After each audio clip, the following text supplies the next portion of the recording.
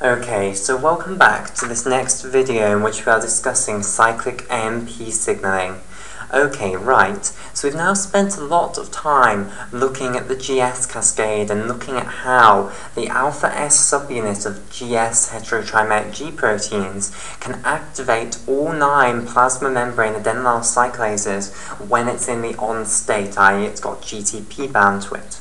Okay, what we now want to turn our attention to is other means of regulating the plasma membrane adenylyl cyclases and therefore cyclic AMP production beyond the GS cascade. Okay, so I'll bring back this picture of where we categorize the 9 adenylyl cyclases which are plasma membrane bound into these 4 families. Okay, and the titles of these 4 families tell us about other means by which they are regulated beyond the GS proteins. Okay, right. So group 1 adenylyl cyclases are calcium-stimulated adenylyl cyclases, and that group contains adenylyl cyclases 1, 3, and 8. Okay, group 2 is the G-beta gamma stimulated adenylyl cyclases, and that contains members adenylyl cyclase 2, 4, and 7. And group 3 is the G-alpha I calcium inhibited adenylyl cyclases, and that contains adenylyl cyclases 5 and 6. And then finally there's the forskolin insensitive adenylyl cyclase, which is adenylyl cyclase 9 there in group 4. Now we've discussed forskolin, so we're not going to go on to group 4 again, okay? But we do now want to look at how, for instance, G-alpha I inhibits adenylyl cyclase 5 and adenylyl cyclase 6, how G-beta gamma stimulates adenylyl cyclase 2, 4, and 7, and then the effect of calcium in stimulating adenylyl cyclase 1, 3, and 8, and inhibiting adenylyl cyclase 5 and 6. So that's what we now want to turn our attention to. G-alpha I, G-beta gamma, and then calcium interactions with adenylyl cyclase enzymes. Okay, right. So we're going to start off by looking at the alpha subunits of GI heterotrimeric G proteins. Now really, we are not just talking about GI heterotrimeric G proteins here. Really, we should be talking about GI/O heterotrimeric G proteins. Okay, so GO is another heterotrimeric G protein. It's not as famous as GI, okay, but it can do basically the exact same thing as the GI heterotrimeric G proteins. Okay, so let's just discuss these heterotrimeric G proteins for a little bit. Okay, so once again, I'll draw the plasma membrane here, and now let's draw our heterotrimeric G protein attached to the underside of the phospholipid bilayer. Okay, so here is our alpha subunit, and we're going to start off with it in the off state, and therefore it's going to have guanosine diphosphate bound to it, and therefore it will also be bound to our beta gamma complex over here. So here's the beta subunit and here's the gamma subunit. Okay, and this is the alpha subunit here. So let's just colour this in. So we'll have the alpha subunit in red here. Okay, we'll have the beta subunit in blue, and then we'll have the gamma subunit in green. So basically, just like GS was named after the alpha subunit of the heterotrimeric G protein, not the beta gamma subunits. Okay, again, GI/0 heterotrimeric G proteins, they are named after the alpha subunit in the heterotrimeric G protein, not the beta or gamma subunits. Okay, so GI/0 heterotrimeric G proteins then, they are heterotrimeric G proteins where the alpha subunit is either an alpha I subunit or it's an alpha O subunit. Now I need to talk about this in a bit more detail because there is not just one alpha I subunit, unfortunately. So, in actual fact, there are 3 different genes in humans which all code for alpha I subunits. Okay, there is alpha I1, there is alpha I2, and there is alpha I3. And because all of these different alpha I subunits do pretty much the same thing, often we just abbreviate them all down to alpha I. Okay, so when we put alpha I, it means one of these 3 basically, and they all do exactly the same thing. They all have the same effect on adenylyl cyclase 5 and adenylyl cyclase 6. Okay, right. Then there's another gene for alpha O. Okay, and alpha O yes, it's less famous than alpha I, but again, it does exactly the same thing as all of these three alpha I's. Now, alpha O has two different splice variants. Okay, and the two different splice variants of alpha O are called alpha OA and alpha OB. And if you read the research literature, you will hear people blabbering on about alpha OA and alpha OB all the time, so be aware that those are not two separate genes. Okay, those are just two different splice variants of this same gene. Okay, so you have these four different genes, alpha I1, alpha I2, alpha I3, and alpha O, and they all code for alpha subunits of heterotrimeric G proteins, which pretty much do the same thing. To add a further piece of information onto here, there is actually another alpha subunit of heterotrimeric G proteins, which again does pretty much the same thing as the alpha I's here and the alpha O's. Okay, and that's called alpha Z. Okay, so alpha Z also is capable of inhibiting adenylyl cyclase 5 and adenylyl cyclase 6 when it's in the on state. Okay, now, just like GS heterotrimeric G proteins then, oh, and by the way, we will be including alpha Z under the title of GI/0. Okay, so we'll call our heterotrimeric G protein GI/0, but be aware that that really means a heterotrimeric G protein where the alpha subunit is one of these alpha I's, or it's alpha O, or potentially it's alpha Z. Basically, it means this collection of alpha subunits which all do the same thing, which is inhibit adenylyl cyclase 5 and adenylyl cyclase 6.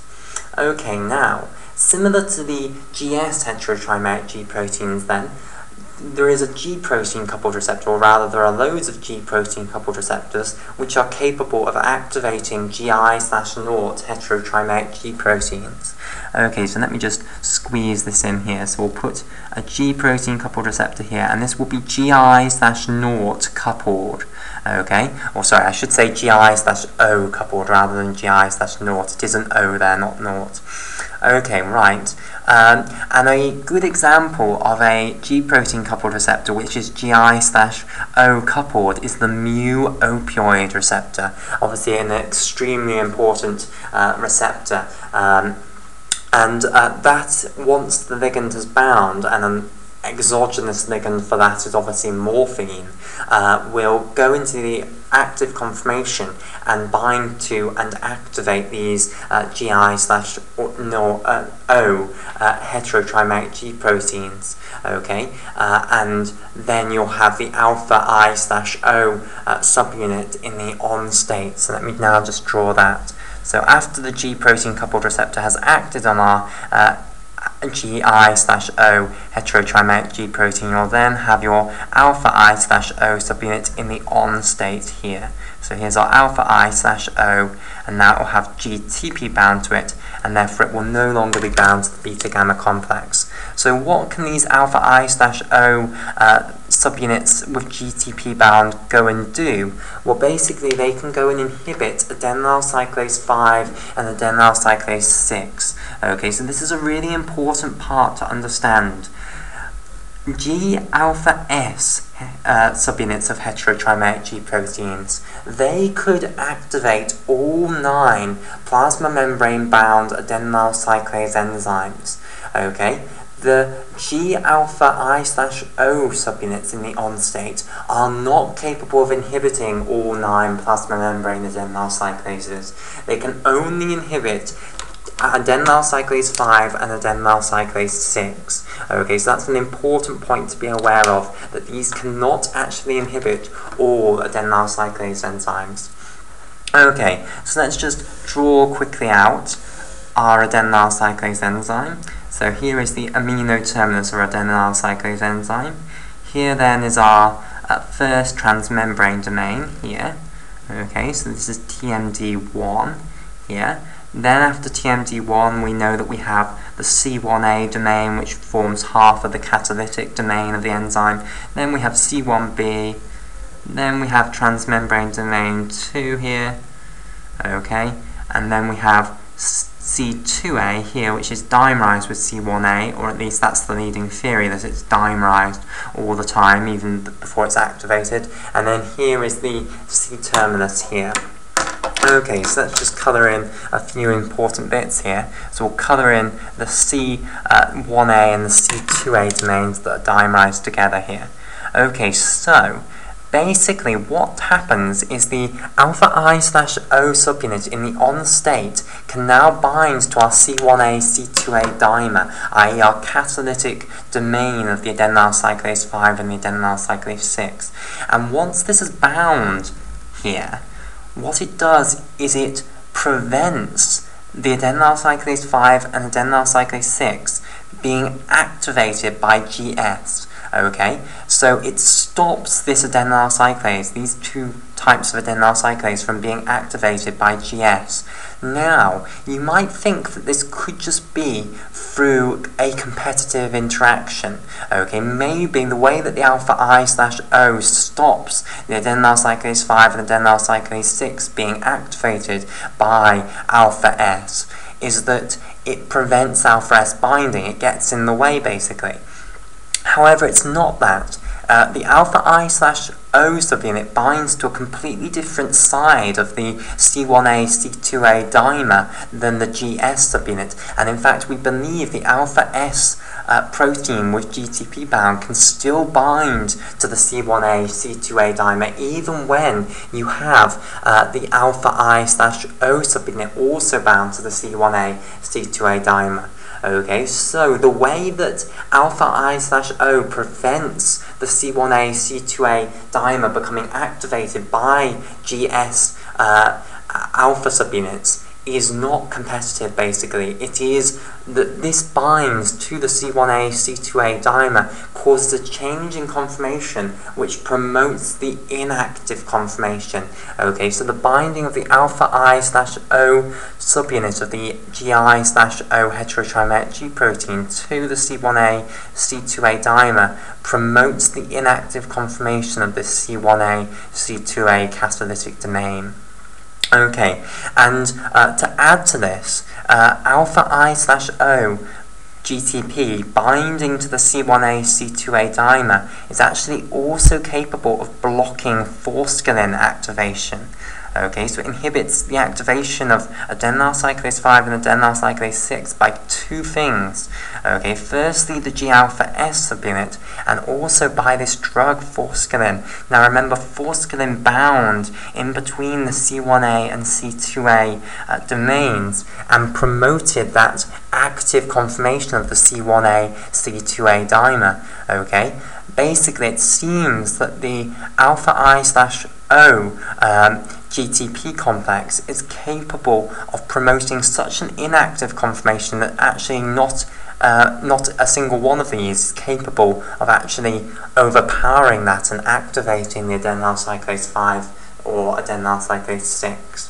So that then is the effect of the alpha I/O subunits on adenylyl cyclase 5 and adenylyl cyclase 6. They block the adenylyl cyclase 5 and adenylyl cyclase 6 enzymes being activated by both forskolin and the G-alpha S protein. Okay, right. Now let's turn our attention onto the G-beta gamma regulation of the group 2 adenylyl cyclases. Okay, so now what we want to look at is G-beta gamma regulation of the group 2 adenylyl cyclases. And I remind you that the group 2 adenylyl cyclases, which are the G-beta gamma stimulated ones, consist of, and I've missed one out, adenylyl cyclase 2, adenylyl cyclase 4, and adenylyl cyclase 7. Okay, so these are the group 2 adenylyl cyclases. Now, these can be stimulated then by the G-beta gamma complex, okay? So the beta subunit bound to the gamma subunit. So I'll just draw this here. So here is our plasma membrane, like so. And here we'll have our beta gamma complex attached to the underside of the plasma membrane, like so. So here we'll have the beta subunit in blue here, okay? And then we'll have the gamma subunit in green.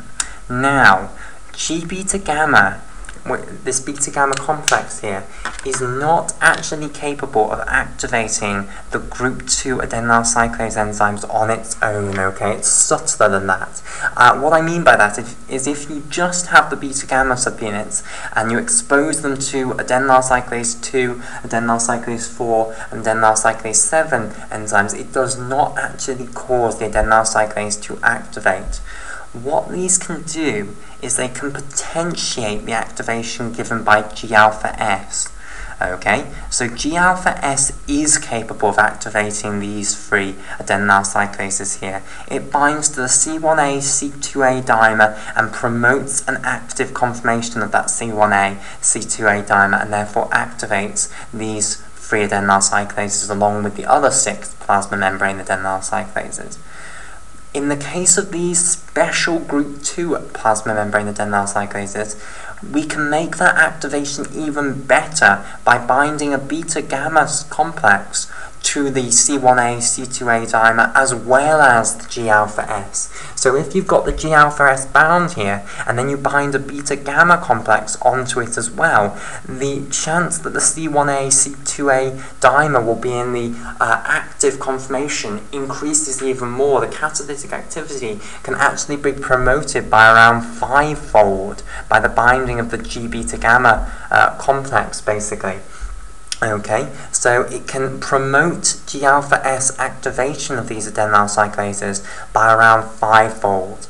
Okay, now, I told you when we were studying heterotrimeric G proteins for the first time that there are actually loads of different beta and loads of different gamma subunits. It seems that it does not actually matter which beta subunit you have here and which gamma subunit you have here. It seems that all the G beta gamma subunits are capable of doing this. Okay, so that's why we're not dwelling on those specifics.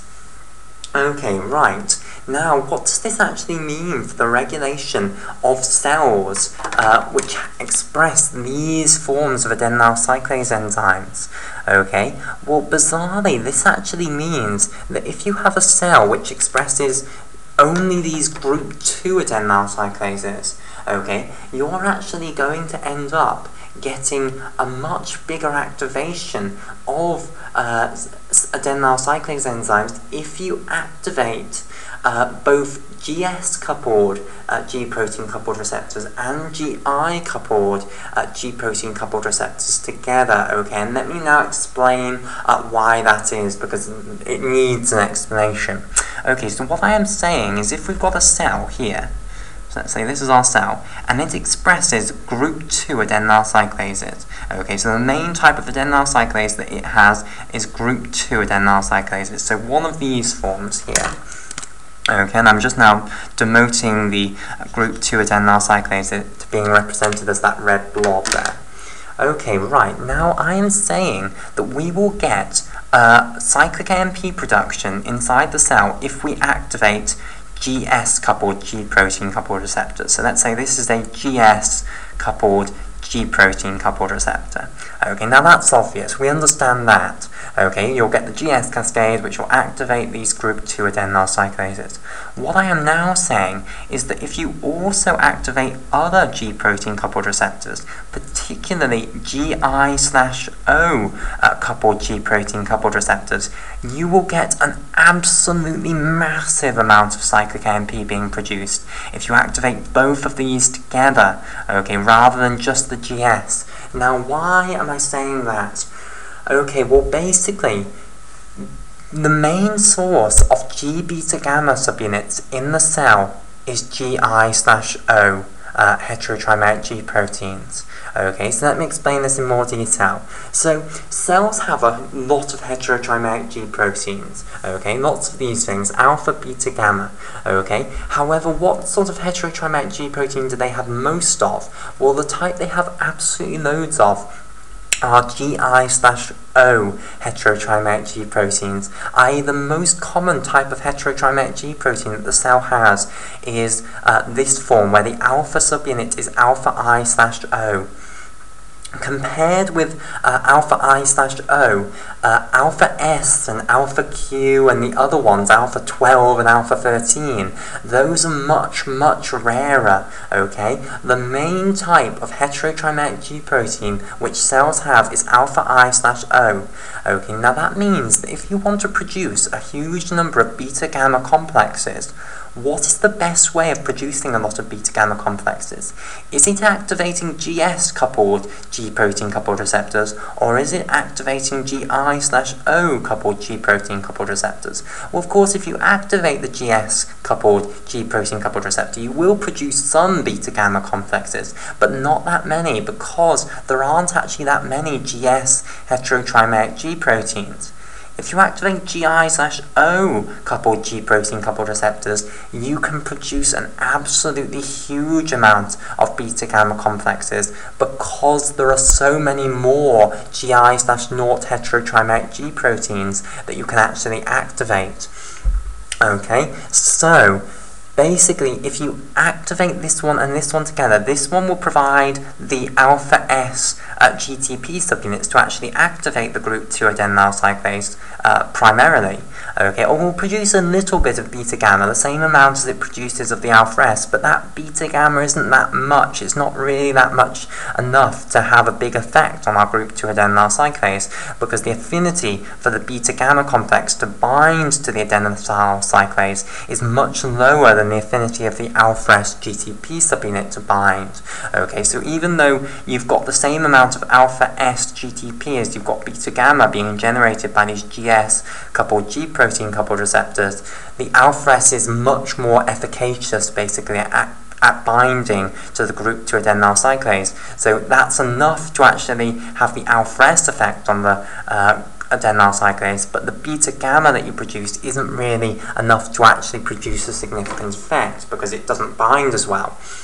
Okay, if you activate the GI/O coupled G protein coupled receptor at the same time as the GS, yes, you'll get alpha I being produced, but does alpha I have any effect on these group 2 adenylyl cyclases?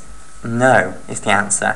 Okay, it only has an effect on the adenylyl cyclase 5s and adenylyl cyclase 6s, which we're presuming aren't expressed in this cell. Okay, so that doesn't matter, but we'll produce absolutely loads of beta-gamma complexes because there are so many more GI/O heterotrimeric G proteins, and now these beta-gamma complexes that we're producing can now have an effect on the group 2 adenylyl cyclases, okay, because you produce enough for you to actually get a significant number binding to the group 2 adenylyl cyclases, and therefore you can end up with massive activation of the group 2 adenylyl cyclases if you activate both GS coupled G protein coupled receptors with GI/O coupled G protein coupled receptors, and this is what's known as synergism basically. Okay, right, the two of them working together in synergy. Right, so that's why in certain cells actually activating the GI/O coupled G protein coupled receptor pathway can actually promote the production of cyclic AMP rather than inhibit the production of cyclic AMP. It all depends upon which adenylyl cyclases you've actually got expressed within the cell. Okay, right, so that's the regulation of group 2 adenylyl cyclases by the G-beta gamma subunit. Okay, what I now want to turn my attention to is calcium's regulation of certain adenylyl cyclase enzymes. Okay, so we're going to start off by discussing the stimulation of the group 1 adenylyl cyclases, okay, adenylyl cyclase 1, adenylyl cyclase 3, and adenylyl cyclase 8 by calcium, and then we'll come back to calcium inhibition by for adenylyl cyclase 5 and adenylyl cyclase 6. Okay, right, so let's now talk then about calcium and the group 1 adenylyl cyclases. So we're now going to discuss adenylyl cyclase 1, adenylyl cyclase 3, and adenylyl cyclase 8. Okay, so these adenylyl cyclases can be activated to start producing cyclic AMP by calcium signals in the cytoplasm, i.e. by calcium going up within the cytoplasm nearby the adenylyl cyclases. Okay, however, it's not the calcium that acts directly on the adenylyl cyclases. In fact, what happens is the calcium firstly binds to the calcium binding protein calmodulin, and then calmodulin binds to the adenylyl cyclase. Okay, and this is well understood for adenylyl cyclase 1 and adenylyl cyclase 8. So we are going to dwell most on adenylyl cyclase 1 and adenylyl cyclase 8. We're kind of going to forget adenylyl cyclase 3. We think adenylyl cyclase 3 is activated by calcium calmodulin complexes, but it's still a little bit of a mystery, basically. Adenylyl cyclase 1 and adenylyl cyclase 8 are much better understood, so we're going to talk about those because there's a much richer theory underlying those. Okay, right.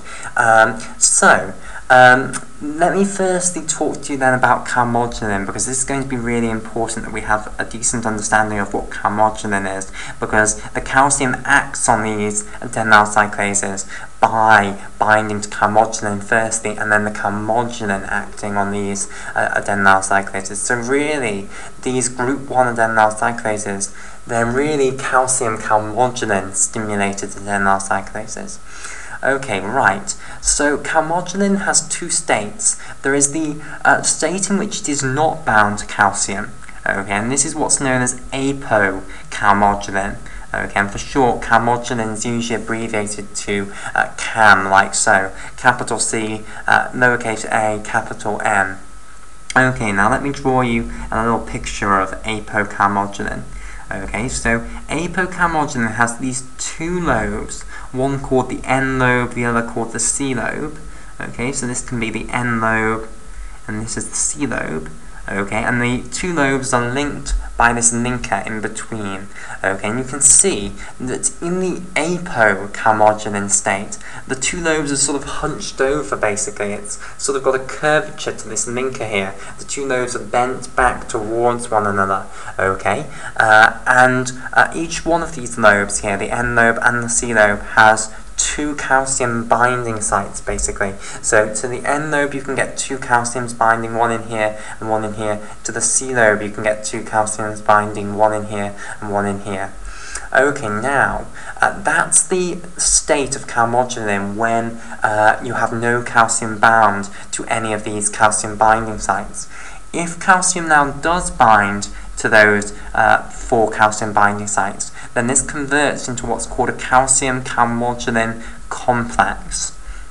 Okay, and basically what happens is the whole thing sort of bends over. Okay, so the two lobes move and are more straight as far as the entire molecule is concerned. So I'll show this.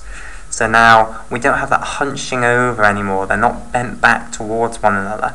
Okay. In contrast, though, the linker, which was linear, now goes to being an alpha helical shape. Okay. So now here is the alpha helix that links these two lobes together in the calcium calmodulin complex. Okay. And this is when you've got calcium bound in these 4 calcium binding sites. So I'll draw calcium molecules bound here, here, here, and here. Okay, so this is the calcium calmodulin complex.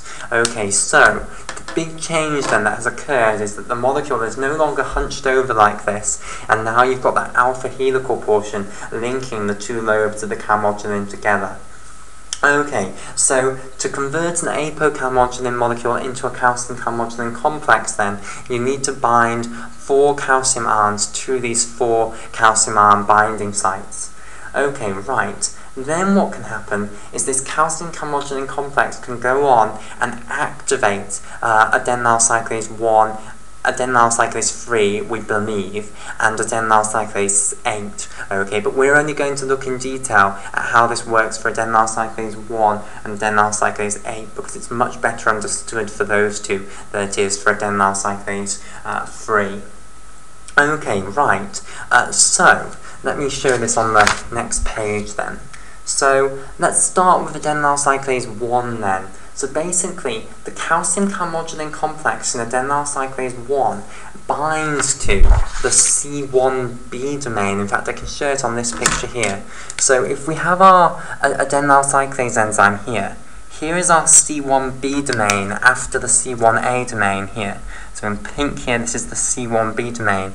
Basically, when you get calcium calmodulin complexes being formed in the cytoplasm locally to your adenylyl cyclase 1 enzyme, so this is adenylyl cyclase 1 that we're looking at now, the calcium calmodulin complexes combined to this C1b domain here, okay, like so. Okay, and that can cause the conformational change that you need in the C1a, C2a dimer here to actually result in the activation of the adenylyl cyclase 1 enzyme, and therefore you'll start getting cyclic AMP being generated. Okay, so that's how calcium calmodulin complexes are believed to activate adenylyl cyclase 1 enzymes. With adenylyl cyclase 8, it's somewhat more fancy. Okay, in adenylyl cyclase 8, what first happens is that you get apocalmodulin binding to the N-terminal region here. Okay, so let me show this. So imagine that that's gone now. We're now talking about a fresh one. Imagine I've got a fresh picture here. Okay, now what's going to happen in the case of adenylyl cyclase 8 is that you get apocalmodulin binding to the N-terminus of the adenylyl cyclase 8 long before calcium has even arrived in the cytoplasm near that adenylyl cyclase 8. Okay, so this is an apocalmodulin molecule, not a calcium calmodulin complex anymore. Okay, now when calcium goes up then in the cytoplasm nearby the adenylyl cyclase 8, you get calcium binding to the apocalmodulin that's bound to the N-terminus of the adenylyl cyclase 8 here, and that then obviously converts into a calcium calmodulin complex. Then what happens is when you have that apocalmodulin being converted into a calcium calmodulin complex, the calcium calmodulin complex is transferred from the N-terminal region to the C2b domain over here, okay, which I'll colour in turquoise there. So basically, before calcium has gone up in the cytoplasm near the adenylyl cyclase 8, you have the apocalmodulin molecules bound to the N-terminals of adenylyl cyclase 8 enzymes. Then when calcium binds to those apocalmodulin molecules and it converts into a calcium calmodulin complex, it gets transferred from the N-terminus of the adenylyl cyclase 8 to the C2b domain, and then it causes a conformational change in the C1a, C2a dimer to result in the production of cyclic AMP. Okay, so that's how it activates the adenylyl cyclase 8 enzyme, basically. Okay, right, so we'll call it there for this video. In the next video, what we'll discuss is the inhibition of adenylyl cyclase 5 and adenylyl cyclase 6 by calcium. Okay, and then what we'll move on to is discussing the fact that this calcium, for the activation of adenylyl cyclase 1, 3, and 8, and for the inhibition of adenylyl cyclase 5 and 6, has to come from a certain means, basically, okay? And we'll discuss the potential reason for that, and the potential explanation that lies in the fact that there is probably calcium signaling microdomains, just like there are cyclic AMP signaling microdomains.